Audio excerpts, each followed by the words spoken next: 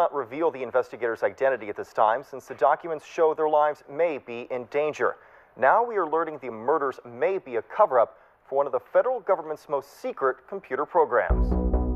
Hey and welcome, and let's not waste any time because in this video we have a story that is literally right out of a James Bond movie. I mean, less invisible cars and more a conspiracy ending with a man taking his own life. Or did he? In 1991, Joseph Daniel Casolaro, known as Danny Casolaro, was found dead in a bathtub in the Sheraton Hotel, Martinsburg, West Virginia. His wrists were slashed over 10 times. His death was, as you can imagine, ruled a suicide. His family, however, they disagreed. He had told his family shortly before that he was being harassed, he was being stalked, and that if something happened to him while he was in Martinsburg, that it wouldn't be an accident. He was also known as being squeamish and afraid of blood too, so not the likely method of suicide for someone who hates the sight of blood. So why was he being stalked and harassed? Why did he believe he was in danger? You see, Danny Casolaro, he was a freelance writer and he was investigating something called The Octopus, a secret syndicate that controls some of the most powerful organizations in the world.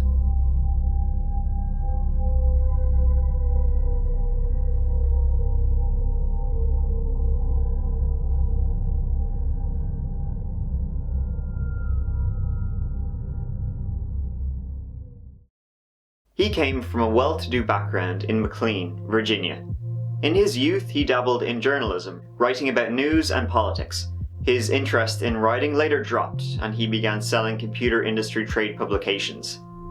However, in early 1990, he decided to take up journalism again. A friend suggested that Casolaro look into a scandal involving software made by a company called INSLAW, the Institute for Law and Social Research. And that's when his investigation into the octopus began.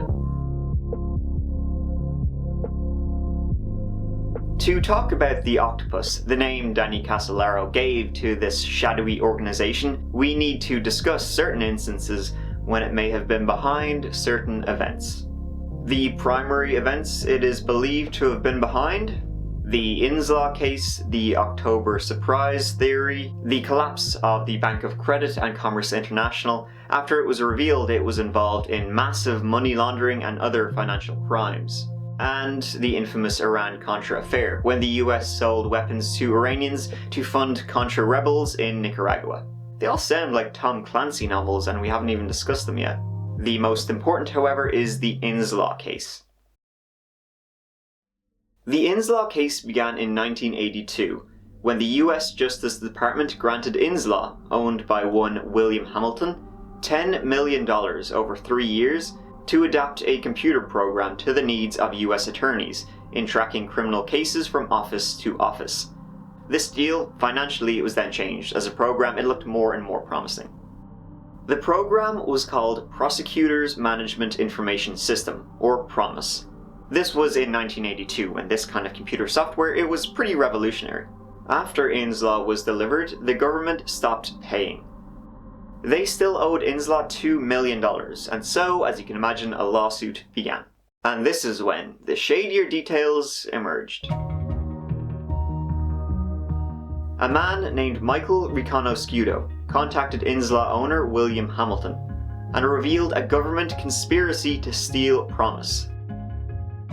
The government gave the software to a man named Earl Bryan. It was then modified by the government to create a backdoor access for spying into the files of the users who bought PROMIS. These users included Great Britain, South Korea, Japan, Canada, about 88 countries in total. He claimed that people involved in covert operations in South America and the Middle East had distributed the software. He also claimed that the money received from selling the software was used for other covert operations. It was modified at the Cabazon Indian Reservation near Indio, California, in the Coachella Valley near LA. Because the reservation was sovereign territory where enforcement of US law was sometimes problematic, Reconoscudo further claimed that he had worked on weapons programs there for the Wackenhut Corporation. In 1981, 3 bodies were discovered out there, executed. One of the 3, a Cabazon tribal leader, was critical of Wackenhut's dealings on their land. In 1982, another man, who also worked there, was found hogtied and fatally strangled in his condominium. Michael Reconoscudo maintained that the government had provided Earl Bryan with promise as a payoff for a favour. He said a government official hired him and Bryan in 1980 to facilitate the now infamous October surprise, in which the Reagan administration allegedly paid the Iranians not to release American hostages until after the election. Reconoscudo claimed that he and Bryan had paid the Iranians $40 million in bribes.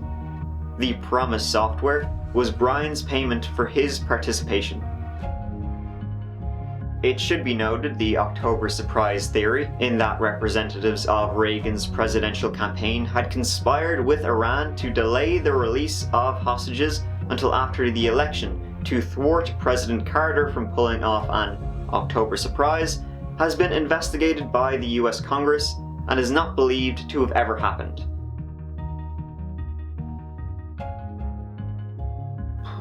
But you never know.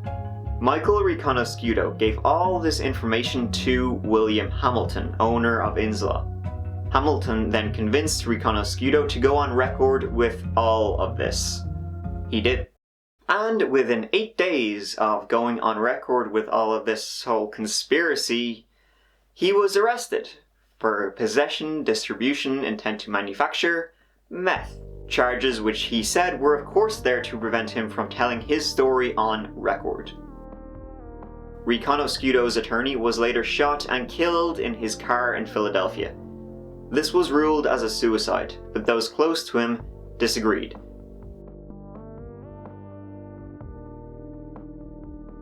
A number of other people close to Reconoscudo were also killed in suspicious circumstances. Ian Spiro allegedly murdered his wife and 3 daughters before being found dead from cyanide poisoning days later in 1992. Investigations showed a high percentage chance of organized and well-planned foul play. Spiro reportedly worked for US and British intelligence agencies. Spiro spoke with Reconoscudo, for whom he was helping collect documents to present to a grand jury, only a few days before his death. Vali Delahanty, whose knowledge of a DEA plan to set up Reconoscudo on a drug charge would have made her an important witness for Reconoscudo. She disappeared in 1992. Her body was not discovered until the following year. Pete Sandvigen, who was working to help Reconoscudo defend himself from the drug charges, also died, an ammo clip from the gun he carried mysteriously missing. It got to a point, and it got so bad, that nearly 40 witnesses involved in the INSLAW case were murdered. Of the investigation. We will not reveal the investigators' identity at this time since the documents show their lives may be in danger. Now we are learning the murders may be a cover-up for one of the federal government's most secret computer programs. Promise is the name of one of the government's most secret computer database programs. Computer programmer Michael Reconoscudo wrote in this affidavit that major modifications to the program were made here in Indio.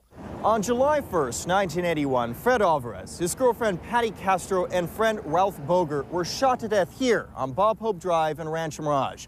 There was a house here that has since been bulldozed. Nobody was ever arrested for the shooting. Family friends say Cabazon Band of Mission Indians Vice Chairman Fred Alvarez was going to blow the whistle on this. Documents from the early 1980s showing a business partnership between defense contractor Wackenhut Services and Cabazon manager John Philip Nichols to form Cabazon Arms. One of their alleged projects was the Promise computer program. Database and pattern recognition software was a new source of information and power in the early 1980s. It starts when the program's designers, INSLAW Corporation, accused the U.S. Justice Department of stealing the software for their own foreign policy purposes. This programmer testified he altered the program to create what's called a backdoor to allow government spying. This happened while working on Cabazon Indian sovereign land. Well, the parties that were involved in the distribution of this software were involved in covert operations, and they were involved in Nicaragua and Central America, and they were involved in operations in the Middle East. This U.S. Justice Department memo from 1985 shows the promised software was being sold to Middle Eastern arms dealers and wanted no paperwork or customs inspections to interfere. Congressional hearings were held in 1992. It describes the committee's investigation into serious allegations that high-level Department of Justice officials were involved in a criminal conspiracy to force INSLAW, a small computer company, out of business. The hearings ended inconclusively. Now, William Hamilton, the owner of INSLAW, who was involved with all of this and was speaking with Michael Riconosciuto, gave everything, all of this information, the conspiracy, everything to Danny Casolaro. Casolaro ran down the leads, phoning person after person around the country, spreading his net further as he developed new contacts. He mentioned such things in his notes as Area 51, MJ-12, and Pine Gap, a supposed top-secret underground American base located near Alice Springs in Australia.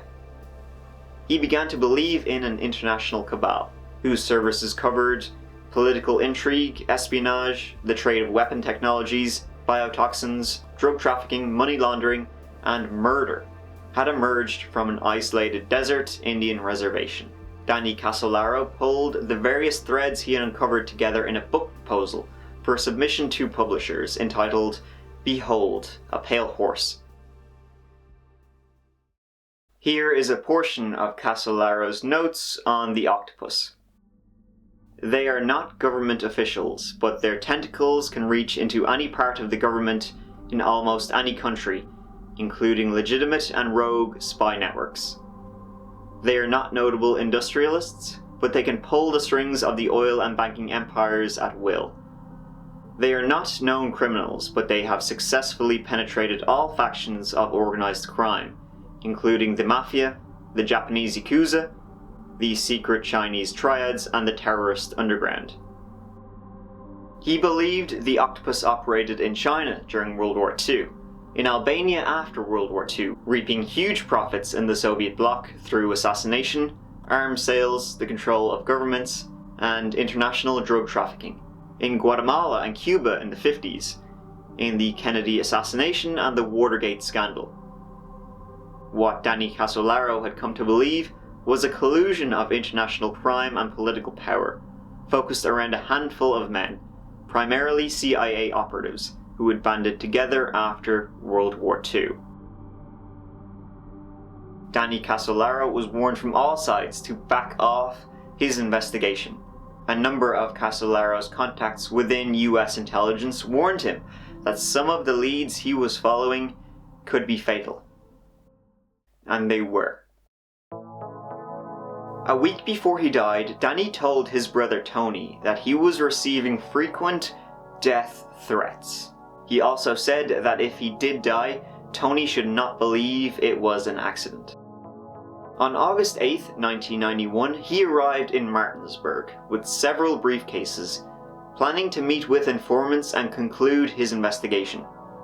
He claimed to have been tracking the finances of the octopus and believed that one of his new contacts would deliver new evidence. Some of the evidence would include IRS printouts of certain individuals. The day before he died, he met with another source, William Turner, who was a former employee of a major defense contractor.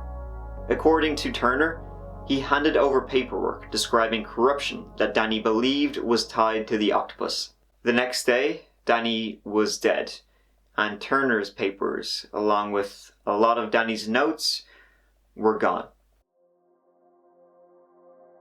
At about noon on August 10th, 1991, housekeeping staff discovered Casolaro naked in the bathtub of his room. His wrists had been slashed deeply. There were 3 or 4 wounds on his right wrist and 7 or 8 on his left. Blood was splattered on the bathroom wall and floor. Apparently, the scene was so gruesome that one of the housekeepers fainted when she saw it. Under Casolaro's body, paramedics found an empty beer can, 2 white plastic liner trash bags, and a single-edged razor blade. There was also a half-empty wine bottle nearby. Other than the gruesome scene, the hotel room was clean and orderly.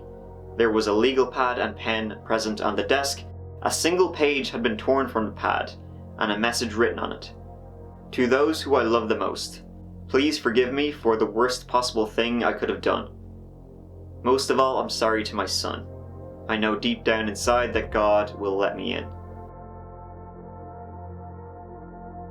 Based on the note, the lack of any struggle, no sign of forced entry, and the alcohol, police judged it pretty straightforwardly as a suicide. Police interviews also revealed that no one had seen or heard anything suspicious coming from Casolaro's room. At the funeral of Danny Casolaro, a highly decorated military officer in US Army dress reportedly arrived in a limousine. Accompanied by another man in plain clothes, the military man approached the coffin just before it was lowered into the ground, laid a medal on the lid, and saluted. No one recognized either man, and to this day neither have been identified. The official report issued stated that the motive behind Casolaro's alleged suicide was financially based. However, the FBI's investigation contradicted this conclusion. According to one of the individuals interviewed, Danny wouldn't have killed himself over money. He could have borrowed whatever money he needed. Casolaro was planning on attending a birthday party before he died. He'd also recently told his family he was extremely happy as he knew he was close to cracking the case. Members of the FBI task force looking into Casolaro's death questioned the conclusion of suicide and had recommended further investigation.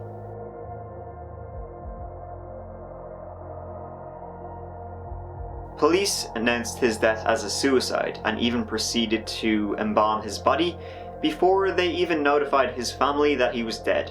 His family never, ever believed it was a suicide. And so ends the story of Danny Casolaro. Was the octopus real? Due to the nature of some of the officials involved in Danny's investigation, a lot of it has to be taken on face value or hearsay.